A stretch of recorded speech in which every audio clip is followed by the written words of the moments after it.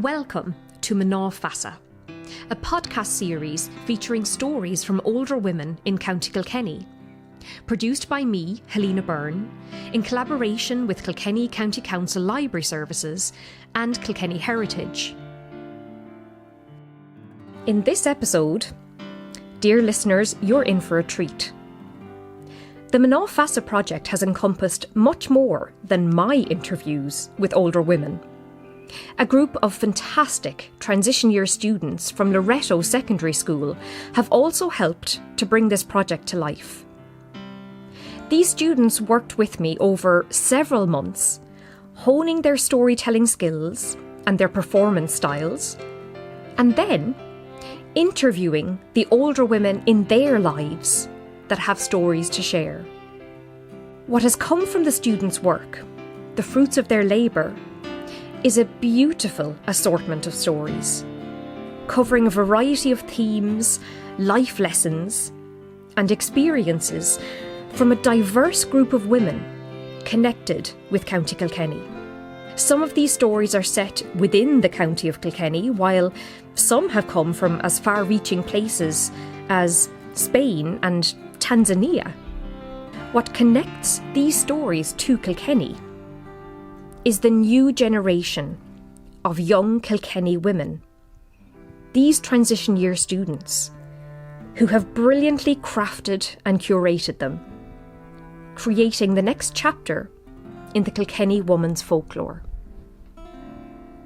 We begin with Kalash Madan Lal. Hello, my name is Kalash Madan Lal, and today I would like to introduce you to the story of my neighbour Kathleen and motivate the idea of getting up and being active and determined. I got to know Kathleen when me and my family were moving homes, and we had bought our house from them, and they had moved to a different home but in the same estate. Ever since I have gotten to know Kathleen, she's one of the sweetest people I have ever met. She's a bubbly personality who could really light up a room with her smile and witty jokes.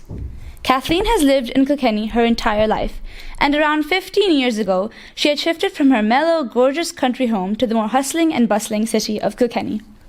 A year had passed as she settles into Kilkenny city, when she begins to think to herself that she needs to get off her butt and begin to exercise, put herself out there more, and mingle with the community, make friends and memories to look back on. She springs up onto her computer and begins her search for an activity or club to join. Then she finds it. A perfect solution to get her up and moving and involve herself into the community, the Hill Walking Club. The Hill Walking Club is a group of 15 to 20 members who meet up every Sunday to have a walk or hike at a beautiful site in Ireland, like the Burren. Kathleen immediately rings up the secretary of this club and arranges to sign up. As Sunday arrives to go on her trek, Kathleen feels unfamiliar with the equipment needed for a mountain hike, as she's just a beginner to this activity. She decides to ponder on what to buy after her first hike, so she decides her outfit to be her comfy sweatpants and lovely pair of white shoes. Everybody shows up at the old IMC parking lot, bright and early in the morning. Kathleen starts up her car, her eyes feeling droopy, her mood excited yet nervous of what's to come. The group head to their way to the Galtee Mountains, a 5-hour-long climb. The weather, as usually seen in Ireland, is wet, muddy, and filled with heavy raindrops, so loud you hear them when they hit the ground. As Kathleen begins to take her first step, she looks as high as her eyes can reach at the high mighty mountain. She gently shuts her eyes and prays for the trek to end with new friends and hopefully no wounds. Finally, she exhales and takes the first step on a 5-hour hike, though that would feel much longer. She treks and treks as she takes on the high, dangerous mountain slope, attempting her best to avoid loose rocks and muddy slopes, carrying her near-empty bottle of water, trying to make it last as long as humanly possible. As she finishes half of the walk, the group takes a break. Kathleen takes a seat at a nearby bench with newly made friends. As she sits, she begins to feel a little bit of pain in her body, but as she brings her eyes to the view, it all seems worth it just for a minute. Kathleen breathes in the fresh air and pans around onto the beautiful, magnificent view ahead, the wide array of colourful trees capturing her eyes, the mist of fog signifying the unknown, and simply just the beauty of it all. As she hears all members getting ready to head down, it hits her that the walk back is still left. The walk back feels never-ending. Kathleen drags each and every foot heavily as every muscle ever known aches. She waves a goodbye and she takes her last step, her first ever trek done. She feels proud of going out of her comfort zone and takes a step towards the car. Ooh, she groans, how is it possible to be in so much pain?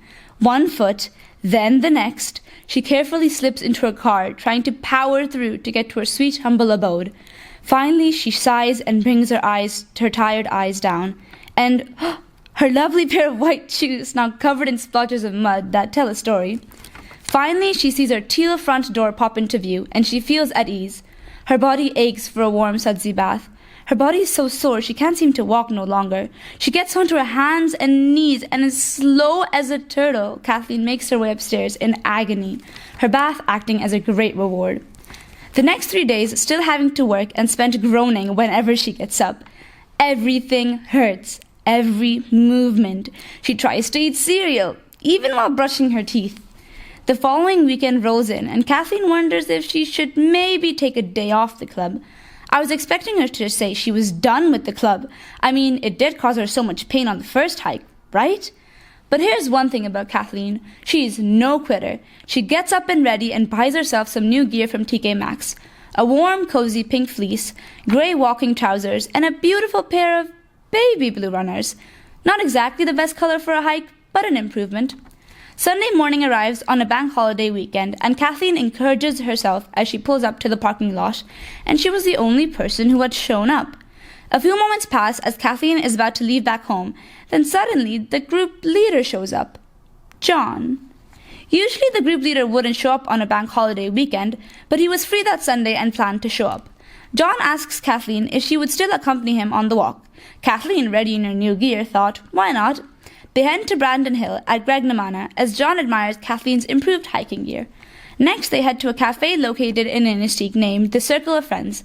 They have a lovely chat as they enjoy their delicious, worthy of a drool banoffee pie. A dessert with banana, caramel, and cream all over. I feel like drooling just thinking about it. When suddenly, John springs upon a question. Would you like to come for dinner? And now, here we are, 15 years later, and John and Kathleen are married. The rest is history. I hope this has motivated you to move up off your feet. Who knows, you might just run into the love of your life. Thank you for listening.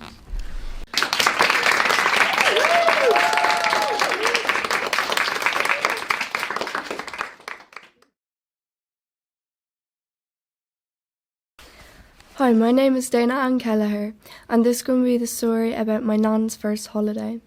This story takes place back in 1972.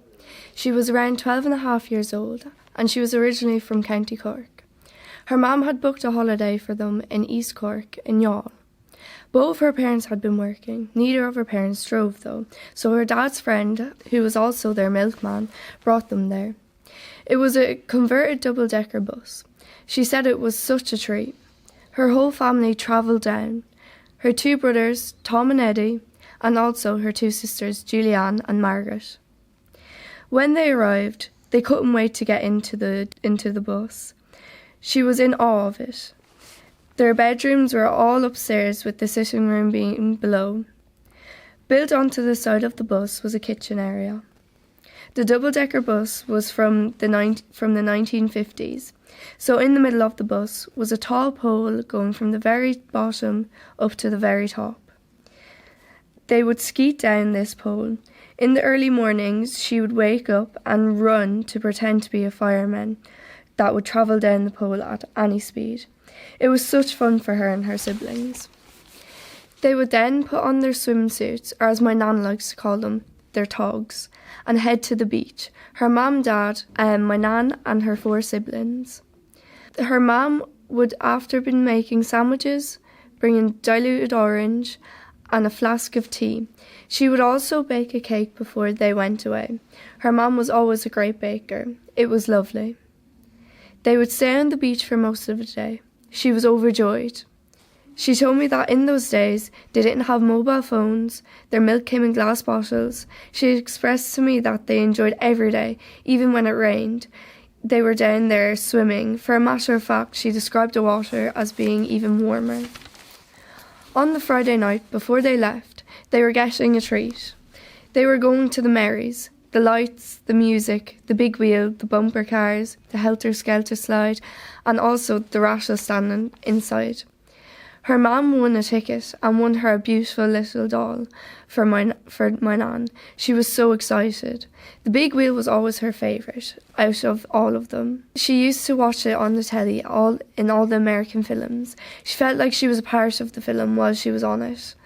It was fantastic. Even the music, all the popular pop songs would be playing. They would get candy floss, and on their way home they would have chips. They would be so happy. It was the simple things. They didn't have pocket money or anything like that. But she found that the summers were warmer, the summers were longer, and there seemed to be a lot more sunshine around. My nan told me they used to have great fun. But even with my nan having travelled a majority of the world now, in her own words, it was the best holiday ever.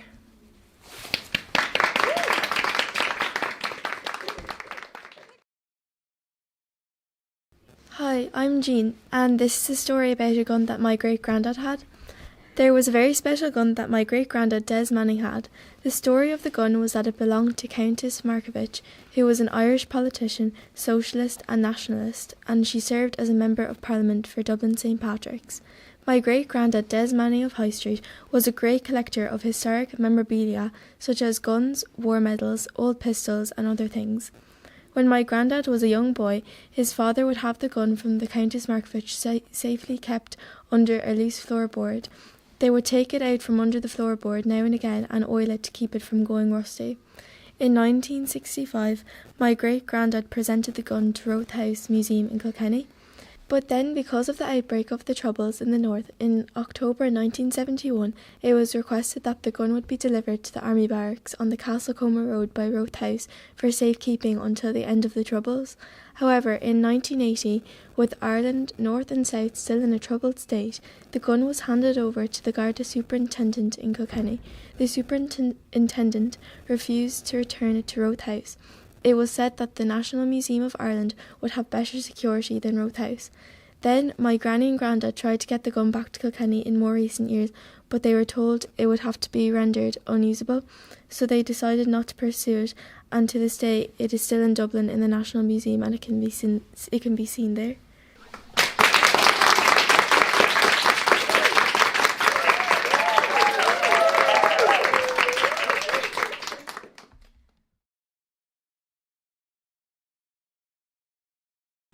Hello, my name is Naima, and today I will be telling a story about my grandmother. Her name is Irene, and she is 67 years old. The way I would describe her is she is a strong and determined woman, but also a very kind-hearted woman. I'm not supposed to tell you this, but she sneaks a couple of euros every now and then. She is a very active woman. She goes to Curves, a gym, to stay active 2 to 3 times a week, while also she goes to the swimming pool in New Park Hotel 2 to 3 times a week also. But once you get to know her, she is the best person in the world to hang around with. She came to Ireland in June 2023 due to the Ukrainian war. But on one particular night, it got a little too much, and that was the straw that nearly broke the camel's back. She was just coming out from the swimming pool in New Park Hotel. At the time, it was cold and dark outside. At around 5 to 6 o'clock, she realizes something else. She realizes she forgot her phone at home. She looks to the left, takes a few steps, and then takes a few steps to the right, realizing she went the wrong direction. Her determination and faith shatters as she realizes she couldn't get home. With no phone to call and ask for help, to get home she found a bench. Feeling hopeless, she began to cry and cry and cry, when suddenly 2 young teenagers saw her and approached her. My grandmother had no English to ask for help to get back home. So with the mishmash of hands in the air, trying to communicate with each other, the 2 young teens didn't understand Ukrainian at all, while my grandmother didn't understand English at all. After all that chaos, they finally found a way to communicate. Luckily, my grandmother realized she had a piece of paper with the address to her home. The girls helped her find her way home, guiding her. Meanwhile, my mum was in a panic trying to find my grandmother all over the city. But don't worry, in the end, my My mom later found out my grandmother was back at home. Irene said she's grateful that people are so kind and understanding, willing to help people in many ways. Being kind and compassionate is the same thing in any language. Thank you.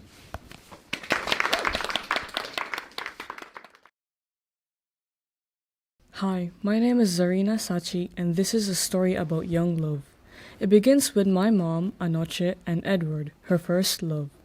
They were childhood best friends, the kind of inseparable pair everyone thought would end up together. Edward was sweet, patient, and terribly shy, but his mind was brilliant. Even as a teenager, he could draw buildings that seemed plucked from dreams. He wanted to be an architect, and now he's living that dream in America. But before all of that, there was just Edward and my mom, a doll named Ina, and a promise. When they were teenagers, Edward gave my mom the doll as a joke. "Let's practice," he said, cradling the doll awkwardly in his arms. "Someday, when we have a real daughter, we'll name her Ina." My mom laughed at first, but as time went on, they began to take the joke seriously. They'd carry the doll around, taking care of it like it was their own. It became their little secret, their way of imagining a future that felt impossibly far away. But young love is never simple. My grandmother, my mom's mom, would watch them and scoff. "You remind me too much of myself," she'd mutter under her breath. It turns out she had her own story with Edward's father, a romance that never worked out, one she didn't like to talk about. Maybe she saw history repeating itself. Maybe she was trying to protect my mom from the heartbreak she'd once endured. Edward had a twin brother, Edwin, who was as brilliant as Edward, but chose a very different path. Edwin joined the army, and unlike Edward's shy, reserved nature, Edwin was bold and charismatic. He met a woman named Lovely, as everyone called her.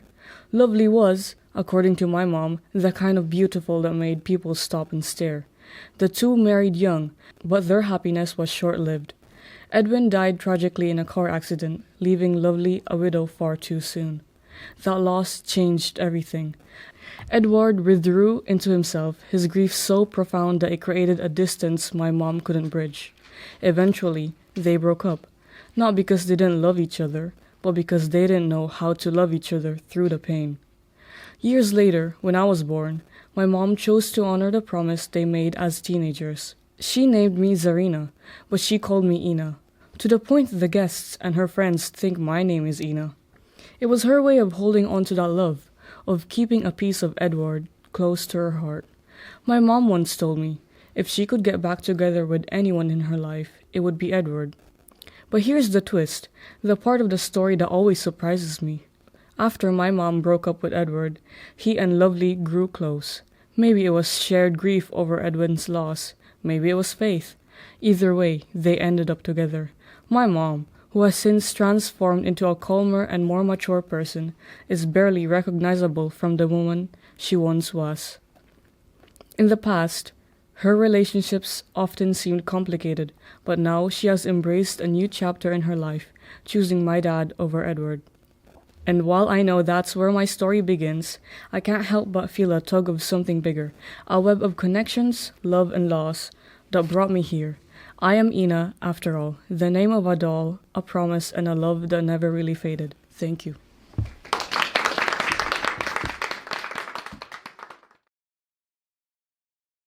Hi, my name is Sarah Bravo, and this story is called The Pile of Letters. Within my family, there are some very strong matriarchs. In my family, there are two strong-headed women. My great-grandmother was a bit strict with my grandmother and her siblings. She was very straightforward, and she wanted all of her children to have a good education. But there was her other side, her caring, sweet mother side. She loved giving hugs and lots of kisses. She was a great mother, granny, and great-grandmother. In a way, my grandma is also similar to my great-grandmother. She is very caring and loving. So you could say the apple doesn't fall far from the tree. My great-granddad retired very soon, and retirement was not a word for my great-grandmother. So she set up a grocery shop in Ceuta. The shop was called Casa Castro, and then she set up a bigger one later on, where she sold oil, tomatoes, fruit, vegetables, freshly baked bread, and cookies. As soon as you walked in, you would get all sorts of delicious smells coming from inside. The smell of ripened fruit. If you passed over the oil section, you could smell all sorts of type of oil. But the one smell that I couldn't get enough of was the bread. The warm, soft, delicious smell of homemade bread and cookies. That it attracted lots of people in. My grandma started helping out in the shop at 18. There was a young man that used to come in the shop, and my grandmother noticed him, and that turned out to be my granddad. My granddad was in the military, so he used to patrol around the street, and he lived nearby, so he always came into the shop. My grandma used to go out for a bit from the shop to take a break and hang out with her friends, and that's when he came up to her. What's funny is that she was friends with my granddad's sister and brother, but she didn't know they were all siblings. So one time, my grandma was talking to my granddad, and his brother was coming up to them.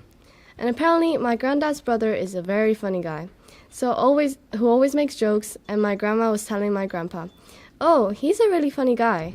And my granddad says, "That's my brother." Psst, yeah, right. Yeah, that's my brother. My grandma just couldn't believe it, because they did not look alike at all.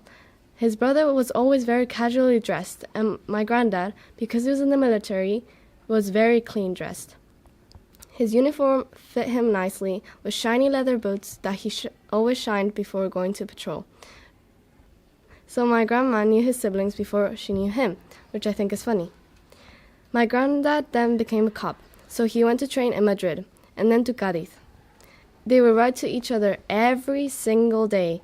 In fact, my grandfather would write 2 to 3 letters daily. There were no phones at that time, and he didn't really have anything else to do. My grandma kept the letters in a little wooden box in her room, and as the letters started stacking and stacking, the box became too small and had almost no room for them because there were too many.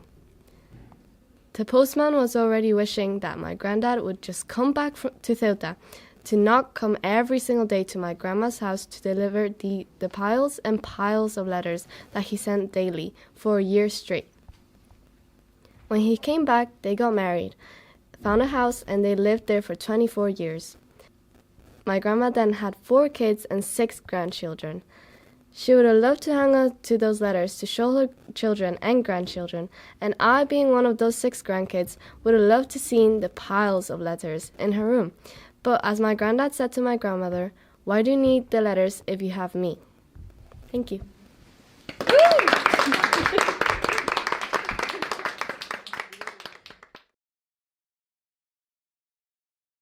My name is Eve Nicol, and this is a story about my great-grandmother Marianne, who grew up in the Roar in the 1920s during the Irish War of Independence. One afternoon, a small girl of about 4 years old sat on the windowsill, looking out onto the town below. Her long hand-me-down dress fell to her ankles, a small doll in her hand, and curly blonde ringlets nearly covering her bright green eyes, which were staring out onto the street, observing the hustle and bustle of the village, when, all of a sudden, she saw them. The same men as yesterday, and the day before that, and the day before that. They marched through the street, shouting and flourishing their weapons. These were the men that caused her mother to lock the doors, shut the curtains, and forbid anyone from leaving the small cottage and straying out into the town. Before she could ask her mother who they really were, she was interrupted. "Come away from there, Marianne," her mother muttered, looking up from her sewing to pull the little girl away from the window. Marianne's mother, though busy and stressed with her many children, swiftly stood up from her seat, quickly bolting the door shut and drawing the curtains. "No one is to leave until your father is home. Do you hear me?" the woman called out. Marianne, though annoyed she would have to cut her time playing outside short, knew she must obey her mother and stay inside. That afternoon, she tried to distract herself, playing with her siblings and annoying her mother, but she couldn't shake the feeling that something was very wrong. The past few weeks, her mother had been more agitated, getting angry at Marianne and her brothers and sisters for small things. Her father would leave early in the morning for work and come home late at night. Her parents would have hushed conversations, shutting the door to the house and leaving the children in the bedroom. She would ask her older siblings what was happening, but the only response she would get is that she's too young and wouldn't understand. Marianne looked over at her mother, who, usually occupied with housework, was peeking through the curtains and out through the window looking into the rural village. Again, the curious child was about to pester her mother with questions about who these mysterious men were, when all of a sudden there was a loud bang, followed by a shout. Marianne's mother quickly turned around, shouting at all of the children to go into the bedroom and shut the curtains. Huddled in the bedroom, Marianne nagged her siblings with the question, "What's going on? Why is Mammy angry? And when will Daddy be back?" Her siblings exchanged looks and told Marianne to ignore it all and go to sleep. Even though Marianne was concerned and scared, she found that once she lay on the bed that her and her siblings shared, she drifted into a deep sleep. Hours later, she awoke from her nap to the sound of her father's boots walking through the kitchen. She looked around the room. It was pitch black. It must be the middle of the night, she thought. She quickly realised she was no longer tired. She must have had more than a nap. She quietly slid out of the bed, tiptoeing across the floorboards, careful to not wake her sleeping siblings. She slowly turned the door handle, hoping her father would be sitting in the kitchen with his dinner, happy to see his youngest daughter. Just when she was about to step into the main room of the cottage, that's when she saw a red glow coming from the window. She pushed her way past the door, past her shouting father and mother, and opened the curtains. Then she saw it, her eyes wide and her small mouth hanging open. The raging flames flooded the pub across from her house. The fire was so close she could smell the smoke, nearly even taste it. The angry fire billowed, crashing through the pub windows, destroying whatever was inside, or so she believed. Her parents' shouts and warnings to vacate the window drifted into the background when she suddenly heard the screaming. "Save her, please! There's a baby in that pub!" Her eyes flickered between the crowd of people watching the ordeal and the burning pub. On one side stood a large group of townspeople in their work and bed clothes, holding small children and babies close to their chests, tears streaming down their face. She looked a few metres down the street, and that's when she spotted them. The mystery men, but they looked different. They no longer looked menacing and scary. Instead, they were covered in bruises, their hands tied and cowering against a wall. Beside them stood men wearing small caps and long dark jackets, holding large guns in their hands. They looked nothing like the mysterious men her mother didn't talk about, who usually visited the village, wearing mismatched tan and green coloured uniforms. The village people seemed to be aiming their screams and cries for help at these new men. Again they screamed, "You need to go back inside. There's a baby in there." Marianne couldn't believe it. Across from her little cottage there was a pub up in flames with a baby inside, and no one was helping. The new men turned to each other, exchanging words. Suddenly, one stepped forward, brandishing his large weapon. He stomped into the burning building, and the crowd fell silent. What is he doing? Marianne thought. He's going to burn alive in there. Seconds passed, but it felt like hours as Marianne waited for the man to leave the house. Just then, the man emerged from the flames, carrying a basket holding a young infant. He threw the basket onto the ground and turned his back on the village onlookers, ignoring their cries. Marianne was suddenly aware of the fact that her mother's hand was around her wrist, pulling her away from the window. The last thing Marianne saw before being yanked from the view was the new soldiers dragging the bruised and beaten up men behind a house. The last thing she heard was 5 loud bangs. She didn't see what happened, but even at 4 years old, she could fill in the blanks. She was sent back to her bedroom that night by her angry parents. She fell asleep, glad the men everyone feared were gone. But who were these new frightening men she had to worry about?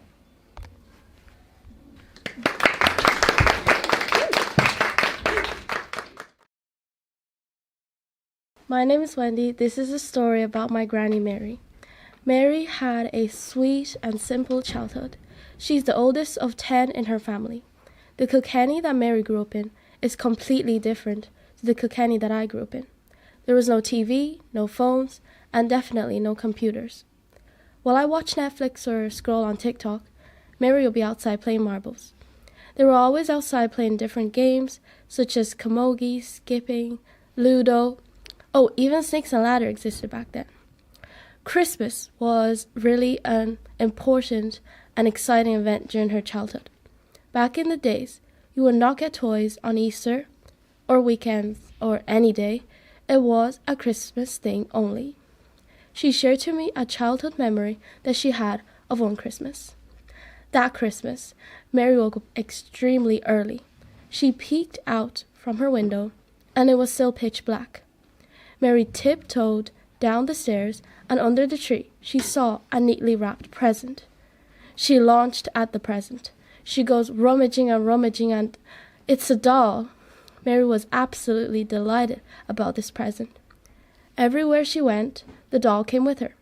She would bring the doll to school. She brought the doll outside when she was playing marbles. She even had the doll in her camogie bag. This doll was her best friend. Young Mary adored the doll, but something really confused her. Was it magic or some spell that the doll would say, "Mama, Mama"? Mary then started investigating this doll. She started twisting the arms, twisting the other arms, looking on the head, putting it upside down, doing all sorts of contortion with the doll.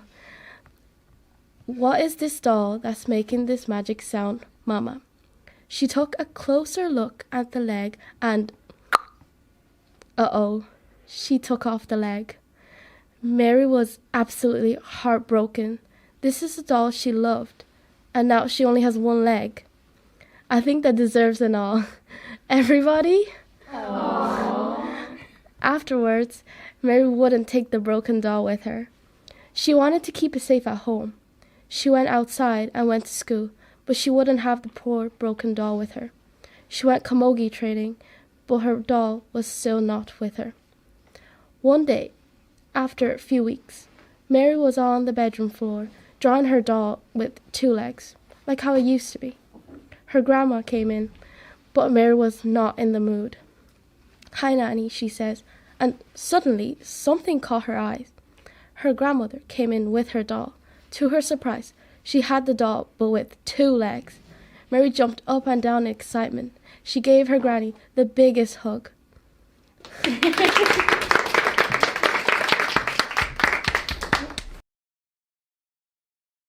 Hi, my name is Aoife Heston, and I'll be telling a story from my nan Sheila Loughlin. One summer back in the 1960s, my nan Sheila was around 10 years old. She had no travel plans, so she and her best friend were left to entertain themselves. One hot day, they decided they were going to go to an orchard to get free apples. However, her whole day changed for the worse when she spotted a poor dead bird, lying lifeless in the ground. The bird likely died to an aggressive cat. Sheila sprang into action. Her and her best friend rushed home and took a tissue box. They got crayons and colourful pencils and drew in the box to mimic a decorated grave. They took the box and brought it back to the resting place of the bird, where they found it. They placed the bird inside the box, dug a grave and placed it inside the hole, then decorated it with leaves and stones. The two sang a song in respect of the bird. They sang an old Irish song called Sean O'Dover on Glana. Then the girls went home in solemn silence and felt sombre. That night, Sheila felt a pang of curiosity. So the next day she awoke at the crack of dawn, adventured back to the grave and carefully dug up the tissue box occupying the dead bird. On retrieving the corpse of the animal, she was overcome with sadness and guilt, and she panicked as she knew she should not have disturbed the resting place of the bird. She then quickly covered her tracks and cried all the way home. She never told a single soul of this occurrence.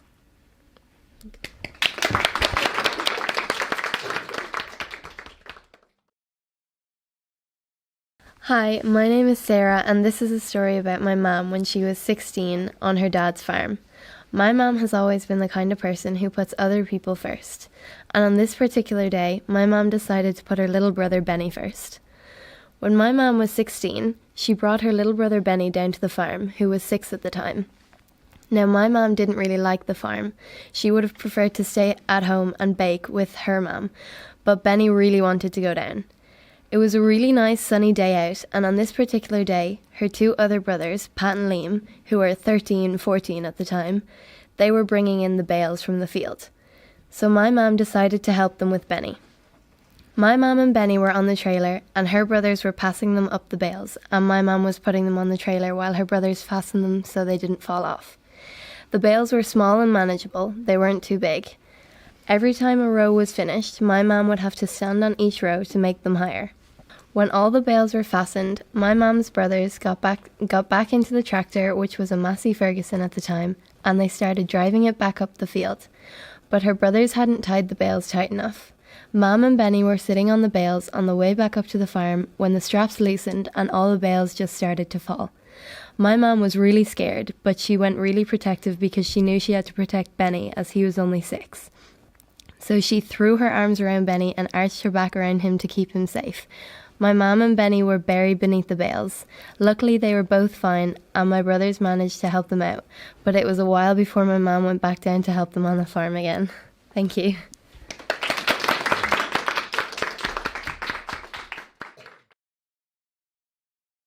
Hi, I'm Annabelle, and this is a story about a shopping trip in my family. My grandmother was a very ladylike woman.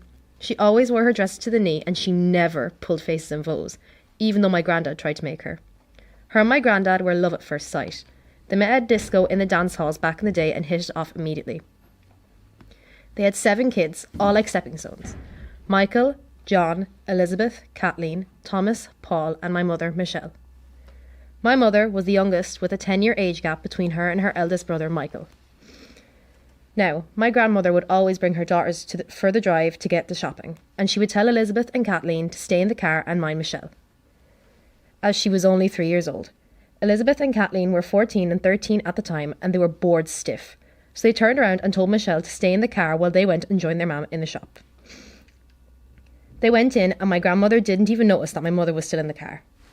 Meanwhile, in the car, Michelle tried to occupy herself by looking at the lights coming through the window, when suddenly these 2 people stumble into the car and start trying to start it.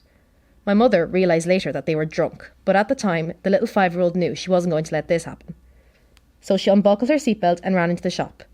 My grandmother felt a tug on her skirt and looked down to see her youngest daughter saying, "Mammy, there's a man and a woman in our car." My aunt says that she never seen my grandmother move that fast. With a swish of her skirt, she was up and out into the car park. Now again, my grandmother was a lady, but she let out a yell, "Get out of my car!" The 2, obviously frightened by my grandmother's fury, tumbled out of the car and ran away as fast as they could. My aunt and her sister were given out to like mad by both their parents when they got home. It's safe to say they never left Michelle in the car alone again.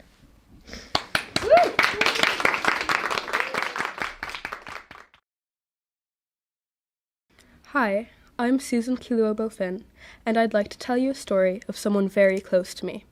My mother. My mother is a Tanzanian woman.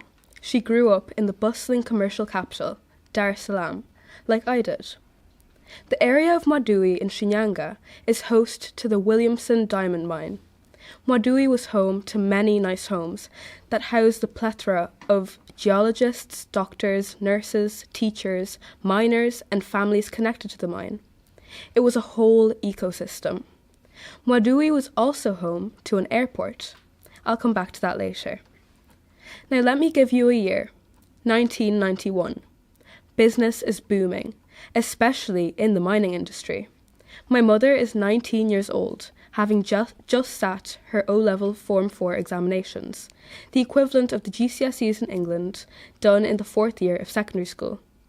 She planned to go visit her sister during the holidays, Fausta, who at the time lived in Mwadui. She was a nurse and her husband a surgeon. They still are. Now, this wasn't like the holidays a lot of you might be accustomed to. This was for my mum to get back into the routine of daily life after the stress of exams. These exams decided whether or not you got to do your A-levels, the same as our leaving cert. Wake up, water the garden, cook, clean, sleep, repeat. Sometimes a trip into town or to the recreation centre. Daily life. One day, my mum was at the recreation centre. On a notice board was a gleaming sheet of white paper. A job announcement. Air hostess at the mining company's airline. They flew to Dar es Salaam, Madagascar, and a few other places. One of the requirements for the position was to have finished Form 4. My mum saw this and decided to write a letter. And write a letter she did. She picked up a blue pen and put it to the page. It was this very ink-stained page that landed her an interview with the boss of the company. She had her interview in November. Now, my mum has never been a nervous person. In fact, she's the most confident and headstrong person I know, and she knows this too. She went into that interview with the same attitude. And it was this attitude that got her a job offer. Before she could actually take the job, though, she needed a transcript of her O-level results from her school. The airline even flew her from Mwadui to Dar es Salaam. Can you imagine? A company wants to hire you so much that they offer to fly you home in order for you to give them your school results. Anyway, my mum takes this flight home. This trip is to consult her parent in this matter. My Bibi and Babu were such caring people, and they always wanted to make sure that their kids felt that they were in control of their own decisions. My mum gets her results. She's passed. She's also offered a place on an A-level course. This news is relayed to her parents. They agree that she's old enough to decide how she wants to continue with her life, if she wants to take the job or if she would like to continue at school. They wanted her to be responsible for her own choices. They also didn't want her to hate them for making her do something she didn't want to do. So, at this point, my mum is faced with two options. Either accept a job offer and become an air hostess, or go back to school and do her A-levels. Not yet knowing what she would do, she called the boss of the airline, explaining her situation, and he said to her, "You're still so young, there's still so much you can do. Go to school, and if you ever find yourself wanting a job, don't be afraid to call." So the decision was made. My mum went back to Madui to stay with her sister for a few more months, soaking up the last of her holiday. When I was asking my mum about the story, I asked her if she ever regretted not taking that job. She smiled and said, "Su, ningechukua kazi hiyo, nisingekuwa na wewe," which translates to, "Sue, if I had taken that job, I wouldn't have you." My mum going back to school led her to meeting her best friends, one of whom lives in Dublin now, and we go to visit every month. It led to her going to college and qualifying as a social worker, getting her master's degree. It led to her meeting my dad and working with countless NGOs and the Tanzanian government, empowering street children in Tanzania. It led to her volunteering in Ethiopia and teaching English to refugees.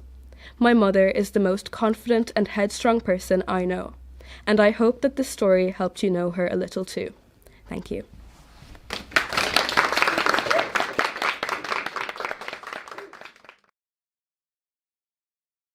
Hello, my name is Isabel Hayden, and the story I am about to tell you is about my granny, Mna Feasa.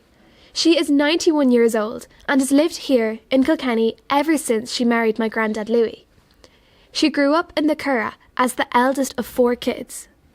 This story was set in 1939, right before World War II, when May was 6 and the second oldest child in the family, John, was 4. Their Aunt Birdie was getting married, and May's family were hosting the wedding reception in their home. World War II hadn't started, meaning food didn't have to be rationed. There were lots of different foods for the guests in the house. Cakes, buns, sandwiches, exotic fruits like melon, and, of course, the wedding cake. The delicious delicacies had been set out in the largest room in the house. May's parents locked the door of that room to make sure none of the kids could sneak in and eat any of the food before the reception started. May and John had been watching the adults set up the food, smelling the freshness of the food, looking at how delicious the treats looked, imagining how fantastic they were going to taste. They were dying to eat some of the goodies on display. To pass some time, the pair went outside on a walk, telling each other how excited they were for the food. Suddenly, John and May noticed that, although the entry door was locked, there was a window which was slightly open. It was as if the phrase, "When God closes the door, he opens a window," was applied literally that day. Bursting with joy at their new discovery, the pair dashed to the window to see if they could somehow manage to get inside the room. May gave John a leg up to the window. As he just about pulled the window open with his tiny little kid fingers, hoisting himself into the room. Then May climbed up the wall, heading towards the window, and climbed into the room. They were delighted to have broken into their own home. May and John were in awe of the supply of luxurious treats. Looking at each platter one by one, May was buzzing with excitement. Both of them began sampling each food. Sandwiches were being stolen by 2 sets of grubby hands. May tried some of the exotic melon, and still claims to this day that it wasn't as nice as it looked. That didn't stop them both from trying the desserts. May and John tried all of the buns and the cakes. stuffing their faces. Until they saw the real deal, the wedding cake. It looked magnificent. May and John had been eyeing it up all morning, falling in love with the buttercream icing used to decorate the perfect cake for the perfect wedding. John was more eager to dig into the cake than May. He began by sticking his fingers into the cake to attempt to taste the sponge cake, as well as the icing, licking his fingers into victory. Then May followed along, pushing her fingers into the wedding cake, spinning them around to gather as much of the cake and icing as possible, then shoving it into her mouth. Eventually, May and John were full to the brim. The pair was as sick as dogs, and the thought of eating anything else made them feel ill. Before leaving the crime scene, John turned around the no longer perfect-looking wedding cake to hide the abomination of finger holes that he and May created. After they tidied up the damage to the best of a 4- and 6-year-old's ability, May and John climbed out the window. Obviously, when Birdie and the rest of the wedding reception unlocked the room and saw the carnage left behind, May and John got caught rotten and were in serious trouble.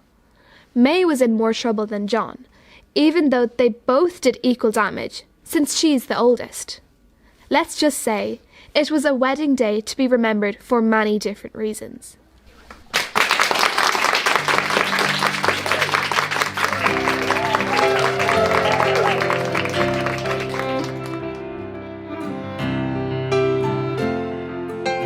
Mná Feasa is a podcast series featuring stories from older women in County Kilkenny.